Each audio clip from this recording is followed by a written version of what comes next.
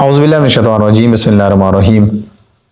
मौला अली अलैहिस्सलाम ने नहजुल बलागा में नदामत के बारे में इरशाद फरमाया, फ़इन्ना मसियतन नासिह अश-शफ़ीक़िल आलिमिल मुजर्रिबे तूरिसुल हसरता व तुअक़िबुन नदामा।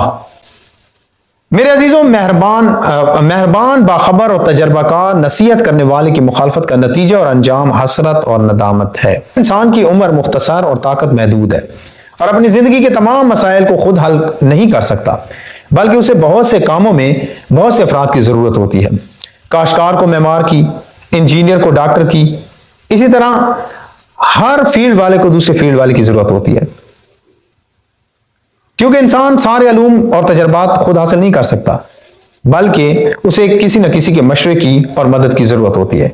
अमीरुल मोमिनीन अलैहिस्सलाम ने इस फरमान में बेहतरीन नसीहत करने वाले की शराइत बयान फरमाते हैं, जो हकीकत में मुकम्मल तौर पर खुद आप पर सादिक आती है और आपका इशारा भी सर फहरिस्त अपनी तरफ है।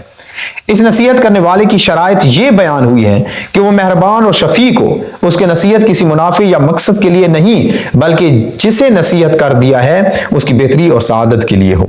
वो जिन अमूर में मशवरा दे रहा है और नसीहत कर रहा है उससे मुकम्मल तौर पर बाखबर हो और जिस काम की तरफ रहनुमाई कर रहा है उसका तजर्बा रखता हो।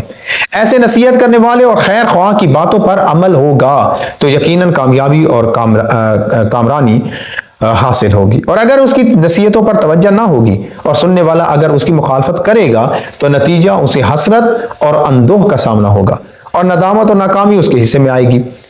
इस फरमान से अगर इस्तिफादा किया जाए और इन सफात के हामिल मुशीर और नासे को तलाश कर लिया जाए तो ये खुद एक कामयाबी होगी।